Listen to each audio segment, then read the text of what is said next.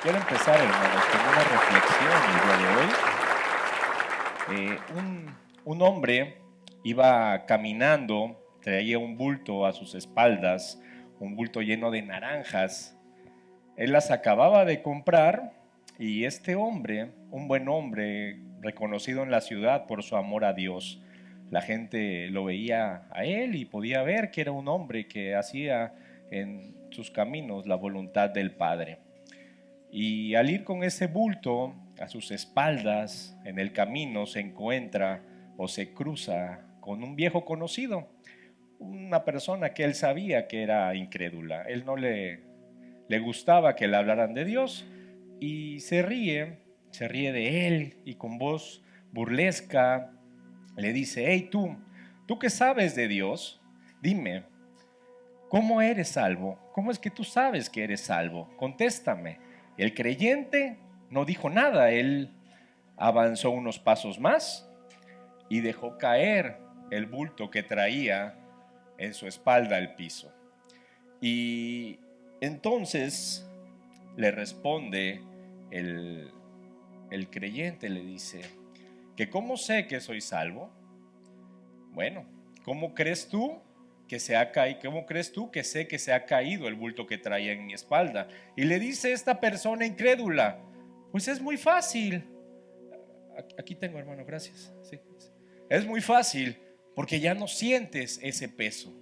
Te has librado de ese peso que traías. Entonces le dice el hombre, exactamente por la misma razón que yo sé, es que yo sé que soy salvo. Ya no siento el peso del pecado, ya no me entristece ese pecado que traía cargando. He encontrado la paz y la satisfacción en la presencia de Cristo. Vamos a orar, hermanos. Padre, te damos las gracias, Señor. Gracias porque tú nos trajiste. Estamos por nuestra propia voluntad y no estamos en una sala de hospital, no estamos postrados en una cama, no estamos en una cárcel. Tienes misericordia para nosotros y nos traes a tu casa con amor, nos traes a tu casa, Señor, para mostrarnos qué es lo que quieres decirnos, cuáles son las indicaciones para nuestras vidas. Te pedimos, Padre, que abras nuestro corazón, limpies nuestra mente, Señor, de cualquier problema que traigamos y nos impida concentrarnos y escuchar tu palabra.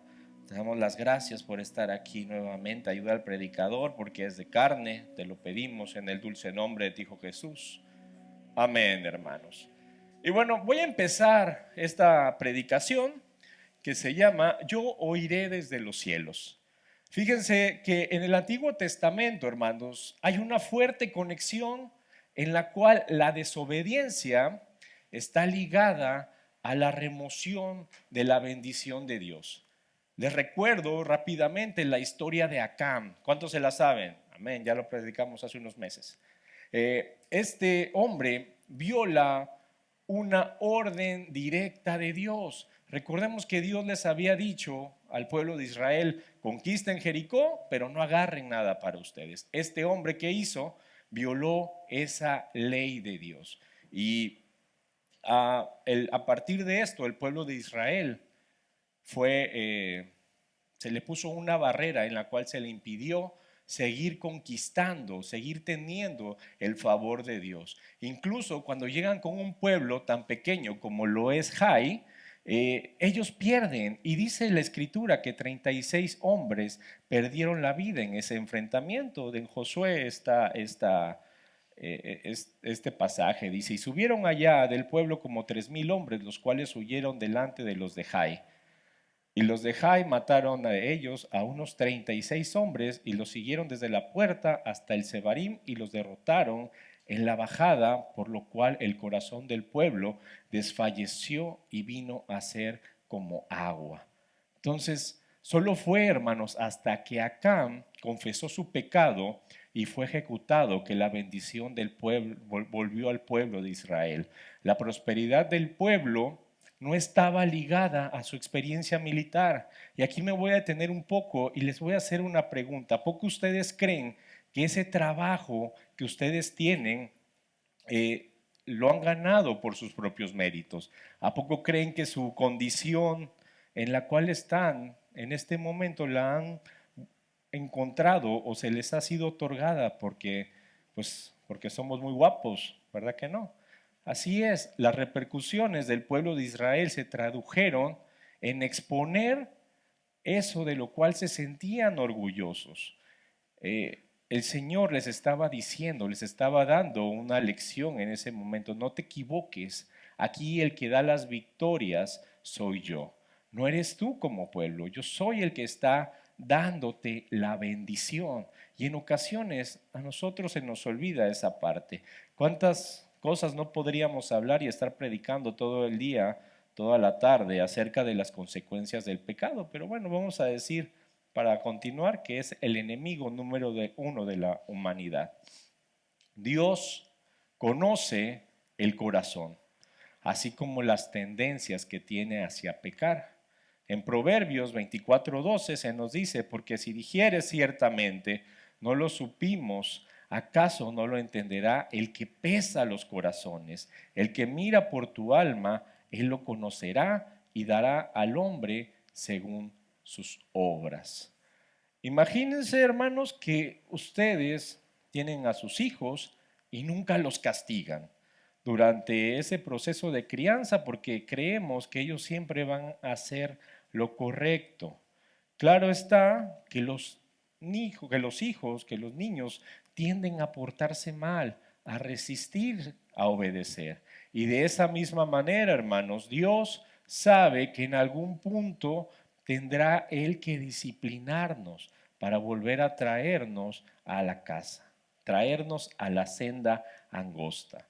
Y como cristianos, nosotros no entendemos y queremos llevar una vida desordenada, una vida que no agrada a Dios, y medimos nuestra santidad por el peso que pudiera tener las acciones que hemos hecho, las obras que hacemos y no la obediencia a la palabra. Y esto lo he escuchado constantemente y muchos hermanos me lo dicen, es que yo soy bueno, es que yo hago las cosas que el Señor me ha mandado hacer, es que yo no mato a nadie, yo no robo. Pero hermanos, ¿dónde está nuestra obediencia a Dios? ¿Dónde está la obediencia al Padre? Hay cosas tan sencillas que dejamos de hacer y ya no, con eso no agradamos a Dios. Entonces no podemos nosotros decirnos que somos buenos o que no hacemos cosas que no le agradan a Dios si Él sabemos que Él pesa los corazones. Si hemos visto que nuestro corazón tiende a pecar, entonces no podemos escudarnos en esto.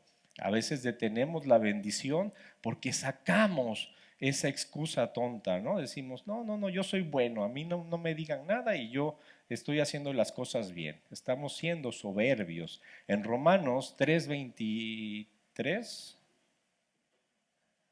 dice, por cuanto todos pecaron y están destituidos de la gloria de Dios, nos está diciendo el apóstol, ¿no? Todos están destituidos de la gloria de Dios. ¿Quiénes pecaron?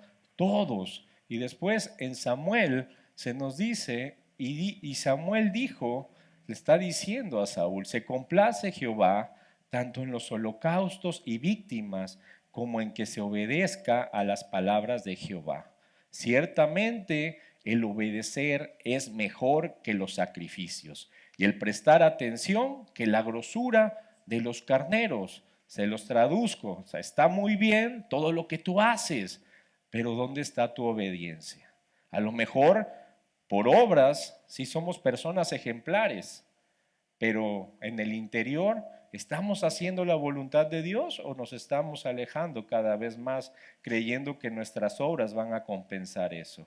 Entonces, vemos que la reprensión por parte de Dios, hermanos, en momentos tiene que ser necesaria. Vamos a ir un poco más profundos para entender lo que quiere Dios para nuestras vidas. En Hebreos nos dice, y habéis ya olvidado la exhortación que como a hijos se os dirige diciendo, Hijo mío, no menosprecies la disciplina del Señor, ni desmayes cuando eres reprendido por Él. Porque el Señor, al que ama, disciplina y azota a todo aquel el que recibe por hijo. Si soportáis la disciplina, Dios os trata como a hijos. ¿Por qué? ¿Qué hijo es aquel a quien el Padre no disciplina? Entonces, hermanos, aparte de crecer y madurar el castigo, evita que te pierdas, evita que te sigas perdiendo en el pecado día a día. Y hace unas semanas, me acuerdo que iba con un hermano que está aquí presente, un amigo, íbamos, no me acuerdo a dónde, pero vimos a una persona que estaba en condiciones de calle. Era una persona que claramente estaba alcoholizada y él reflexionaba y me decía, oye, ¿cómo es que puede llegar una persona a perderse tanto, a estar en esta situación? ¿No? Y bueno, pues la reprensión del Señor, cuando la atendemos, evita que nos sigamos saliendo del camino, pero no queremos esa reprensión para nuestras vidas, no creemos que sea buena.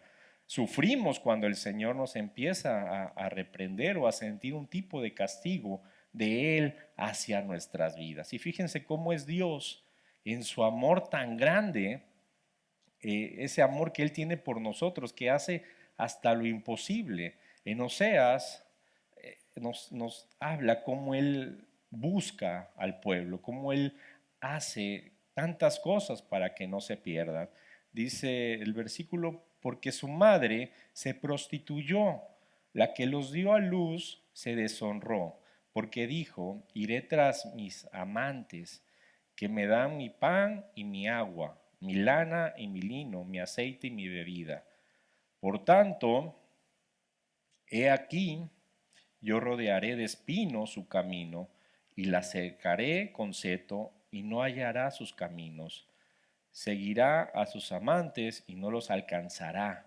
Buscará y no los hallará. Entonces dirá, iré y me volveré a mi primer marido, porque mejor me iba entonces que ahora.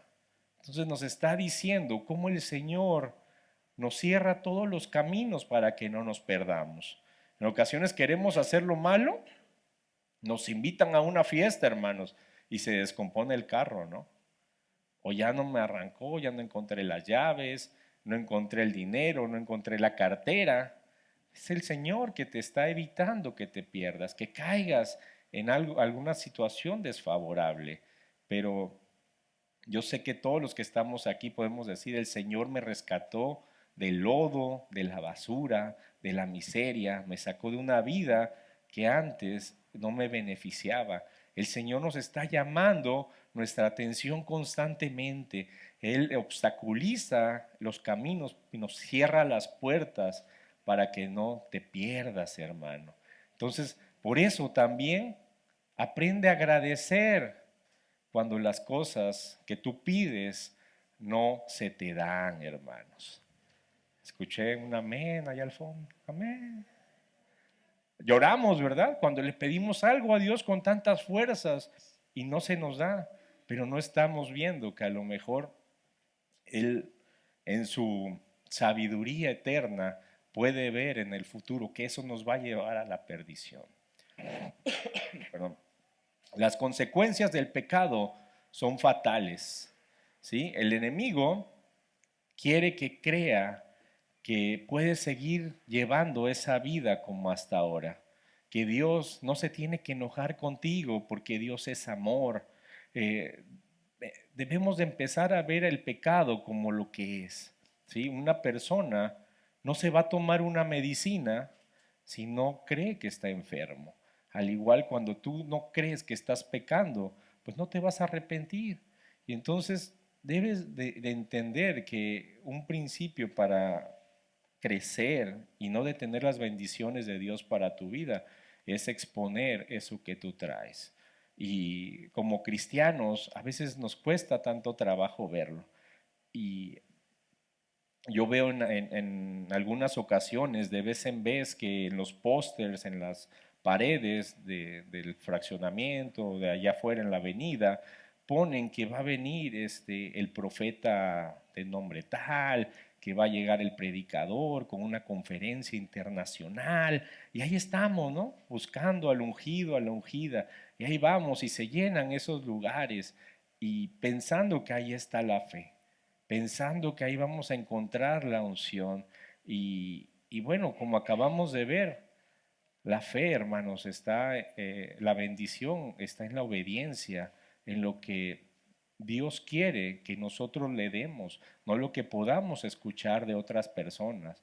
No es necesario, hermanos, agarrar y ir a escuchar a Joel Austin, a Benny Hinn, a eh, Fermín Cuarto, a Yesenia Ten, cuando el Señor te está diciendo en la Biblia qué es o de dónde vienen tus bendiciones. No es necesario buscar avivamientos que en ocasiones pueden tener una buena campaña de publicidad si tú no vas a poner de tu parte para cambiar. Porque sí podemos ir, y a mí me encantaría ir a la iglesia de Joel Austin, pero ¿de qué cambiaría si mi corazón sigue haciendo lo mismo? Si estoy lejos de la reprensión de Dios. La bendición de Dios, hermanos, cae sobre quienes le aman y andan en obediencia a su propósito. Mientras tú no entiendas esto, mientras tú no vivas poniendo esto en práctica, va a ser muy difícil que las maravillas de Dios se desaten sobre tu vida. Dice en Crónicas 7:14, vamos a estar leyendo este versículo durante toda la predicación. Dice, si se humillare mi pueblo. Sí, voy a leer. Dios le estaba hablando a Salomón de su pueblo. El pueblo, nosotros hemos visto que hemos desviado nuestro camino. Necesitamos volver a ese camino, buscar el rostro de nuestro Padre. Pero para nosotros nos es más fácil ver los defectos de los demás antes que nuestros propios defectos. Dice Jesús en Mateo 7:3, ¿y por qué miras la paja que está en el ojo de tu hermano y no echas de ver la viga que está en tu propio ojo? ¿O cómo dirás a tu hermano, déjame sacar la paja de tu ojo y he aquí la viga en el ojo tuyo? Hipócrita, saca primero la viga de tu propio ojo y entonces verás bien para hacer la paja del ojo de tu hermano.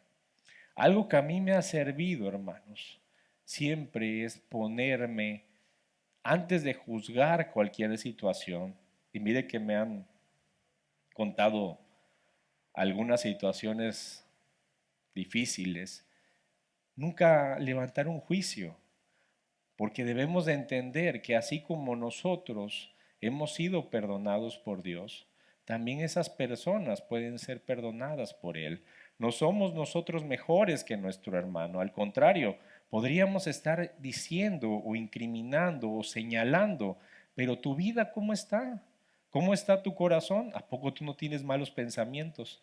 ¿A poco tú no deseas cosas que no son correctas?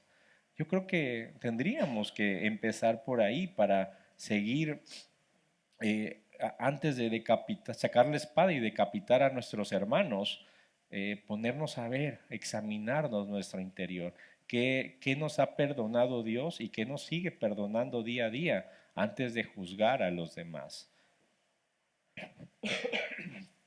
Perdón, en Ezequiel 9 se nos narra la versión de los verdugos. Dice en el versículo 4, y dijo Jehová, pasa por en medio de la ciudad, por en medio de Jerusalén, y ponles una señal en la frente a los hombres que gimen y que claman a causa de todas las abominaciones que se hacen en medio de ellas.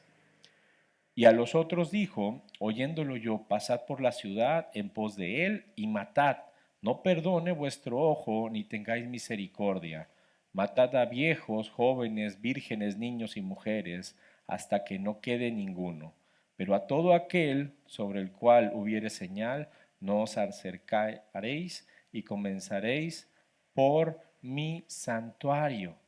Comenzaron pues desde los varones ancianos que estaban delante del pueblo. Nuestro Dios, nuestro Padre, quiere asegurarse que entendamos que Él inicia el juicio por su iglesia. Su juicio comienza por su pueblo. Como hijos de Dios, hermanos, lo estamos representando. Una de las principales preocupaciones de cualquier gobernante a nivel internacional es que los representantes que ellos envíen a algún país al extranjero, estén a la altura.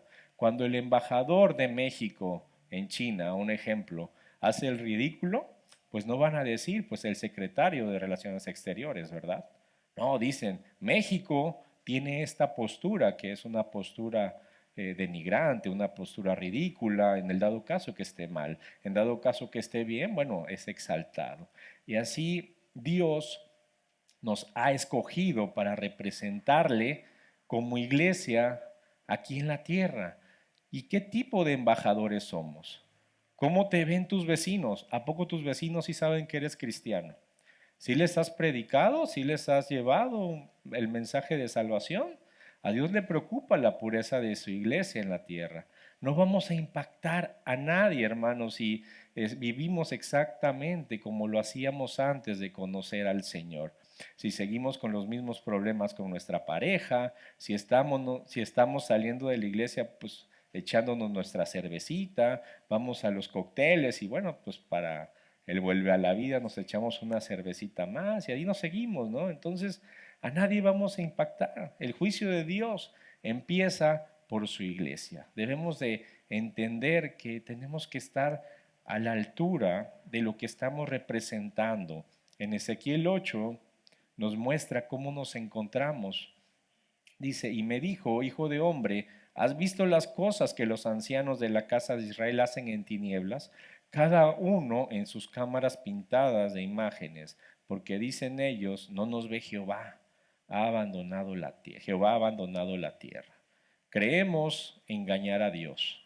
Creemos que pues Dios está ahí arriba y no nos ve, nos creemos más listos y llevamos nuestras pasiones secretas y estamos haciendo las cosas según nosotros ocultos. Entonces, recuerde que Dios ve lo que nadie más ve. Él ve nuestros corazones. Y así también lo muestra Jesús en Mateo 23-27. Dice, ay de vosotros, escribas y fariseos, hipócritas, porque sois semejantes a sepulcros blanqueados, que por fuera a la verdad se muestran hermosos, mas por dentro están llenos de huesos, de muertos y de toda inmundicia. Así también vosotros por fuera a la verdad os mostráis justos a los hombres, pero por dentro estáis llenos de hipocresía e iniquidad. Entonces, hermanos, a veces los responsables de que Dios retenga sus bendiciones somos nosotros mismos. Ya sabes quién eres, ya sabes cómo estás llevando tu vida. A veces no lo comprendemos y nos la pasamos preguntándole a Dios, ¿por qué no tenemos esto? ¿Por qué no tenemos aquello?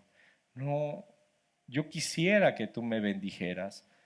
Culpamos a la iglesia, la tachamos de mentiroso, al pastor, a la pastora, a quien nos predica, al líder, porque te están predicando una prosperidad, unas bendiciones que te va a dar Dios, y tú en tu vida no lo tienes reflejado así, no lo ves de esa manera.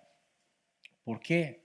Porque no nos hemos colgado ese título ni nos hemos apropiado del título de ser hijos de Dios.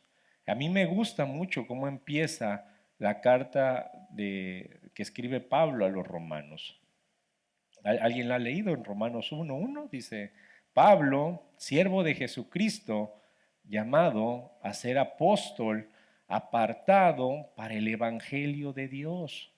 Él no dijo, hola, soy el ingeniero, soy el arquitecto, soy el dueño de esto, tengo tal herencia, o cualquier otra cosa que él podría haber dicho. No, él tenía bien claro quién era y lo que iba a hacer el resto de sus días. ¿Sí? Él dice, apartado para el Evangelio de Dios.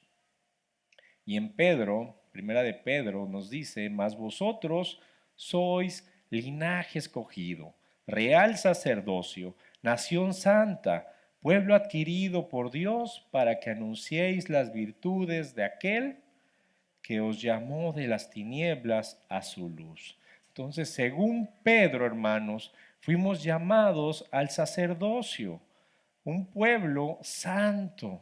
Entonces, no podemos ser un pueblo que viene un domingo y deja de venir 15. Un pueblo que oras el lunes porque pues tienes toda la energía y ahora sí, oras media hora, hermano, y ya toda la semana ni te acordaste de Dios, ni por los alimentos oramos. Entonces hay que vivir esa realidad, ser esa nación santa, esa nación apartada por Dios. Entonces, Salomón, hermanos, regresando al buen Salomón, en su tiempo, al igual que ahora, él podía ver que la mayoría de los creyentes nos podíamos llegar a quedar un poquito abajo de los estándares de nuestro Padre. Y él empezaba a orar y entendía que nuestro pecado obstruye el fluir de la bendición. Y por eso él ora para que el pueblo y el Señor nos regale una serie de 4 pasos, de 4 puntos en los cuales la bendición puede ser restaurada a tu vida. Y ese es el tema central de esta predicación. Y pongan mucha atención, solamente son 4 pasos que hay que hacer para que la bendición fluya, para que no tengas nada, hermano, que detenga, que esa barrera que detiene la bendición que Dios te quiere dar. Dice en segunda de Crónicas nuevamente, el primer punto bueno, leemos el versículo, dice, y se humillare mi pueblo, sobre el cual mi nombre es invocado, y oraren y buscaren mi rostro, y se convirtieren de sus malos caminos, entonces yo oiré desde los cielos, y perdonaré sus pecados, y sanaré su tierra. Muchas veces podemos llegar a sacar de contexto este versículo y pasamos por alto las indicaciones que el Señor nos está dando. Creemos que solamente se trata de orar, de buscar a Dios, como nosotros queramos, ¿no? Bueno, ya me acordé de Dios, sí, me va a perdonar. No, no es así. Nos da unos puntos y vamos a iniciar por el primero. Dice, si se humillare mi pueblo. ¿Qué es la humildad? Bueno, reconocer nuestros errores, aceptar nuestra culpa por los pecados. Y esto pareciera ser obvio, pero como les dije hace rato, las excusas que ponen las personas cuando son confrontadas acerca de su pecado son bárbaras. Te dicen lo que sea, con tal de no humillarse, de no reconocer que tienen la culpa. O sea, ya la regaste, ya hiciste, ya cometiste el pecado, ¿qué te toca?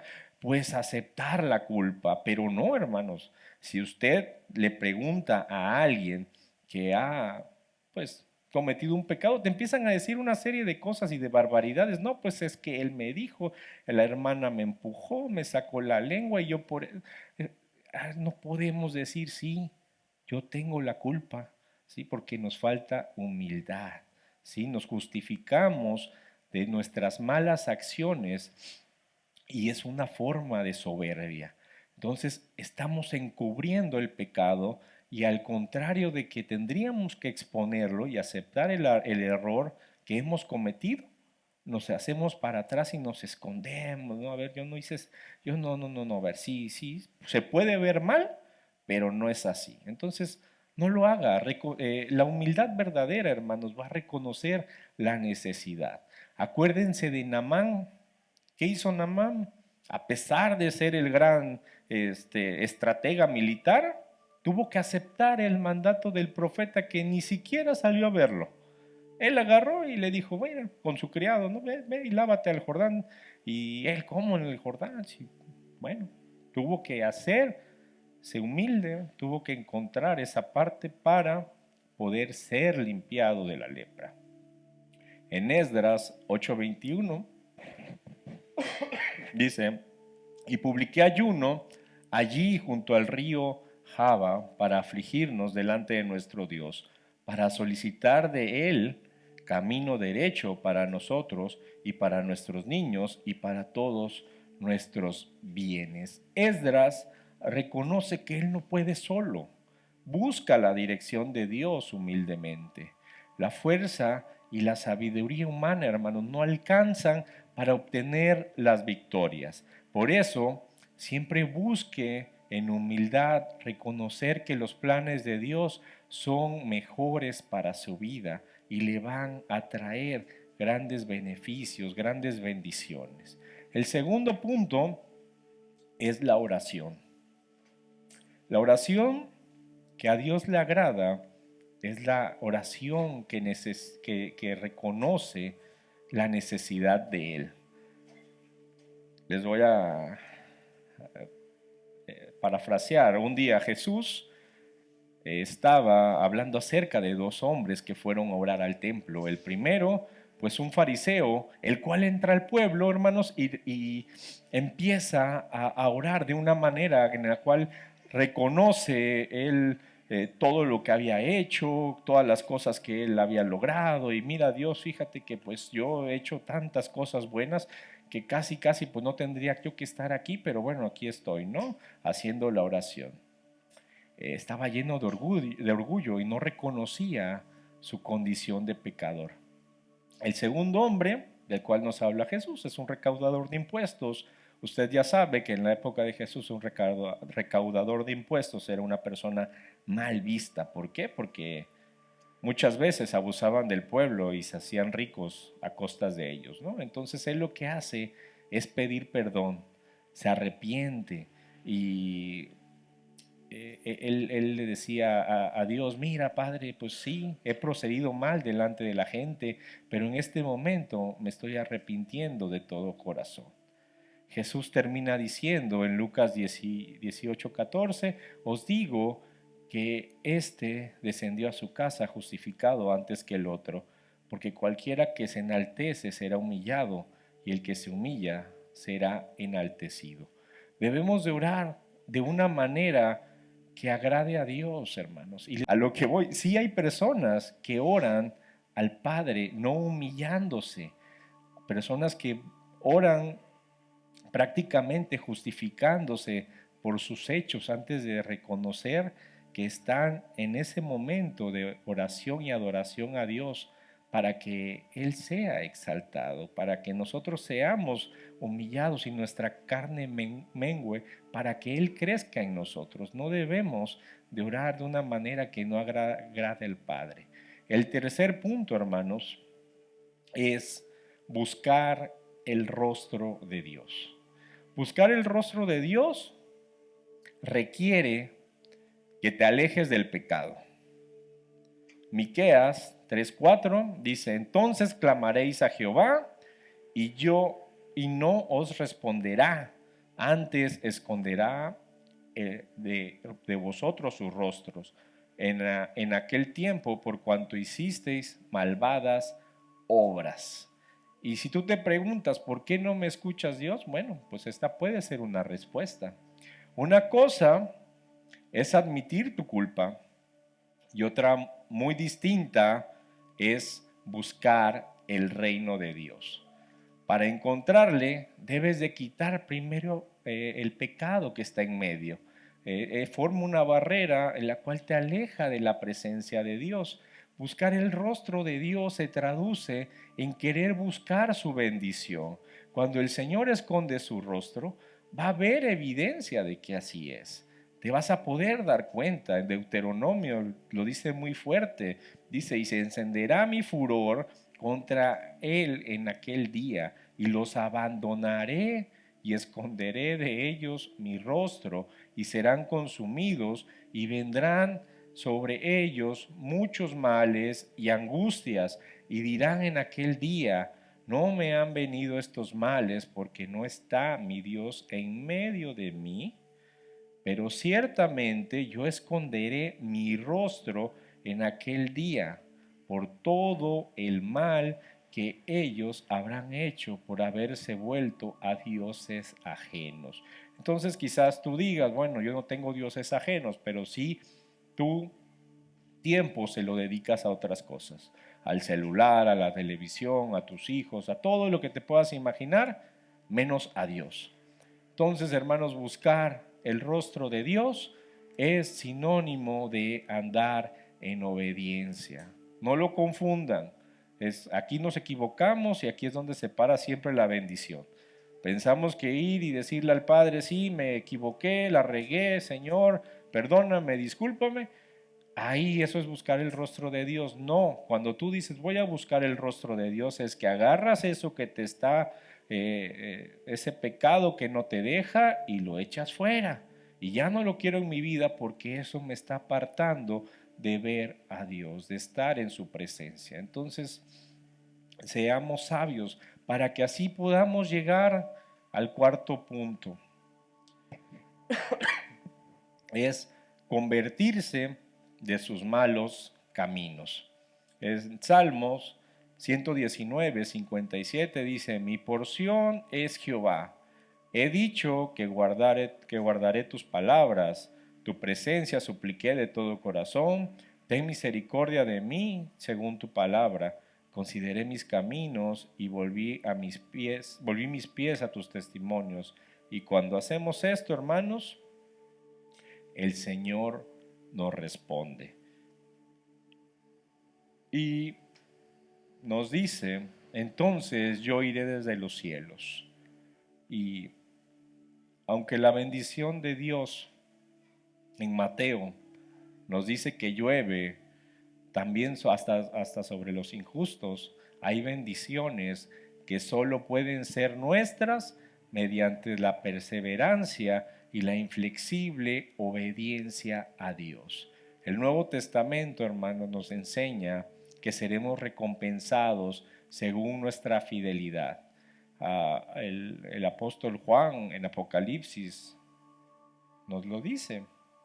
He aquí yo vengo pronto, está hablando Jesús por medio del apóstol, dice, he aquí yo vengo pronto y mi galardón conmigo para recompensar a cada uno según sea su obra. Entonces nos cuenta sobre las coronas que recibirán los que perseveran debido a la fidelidad, a la firmeza en la fe por la cual podemos llegar a estar.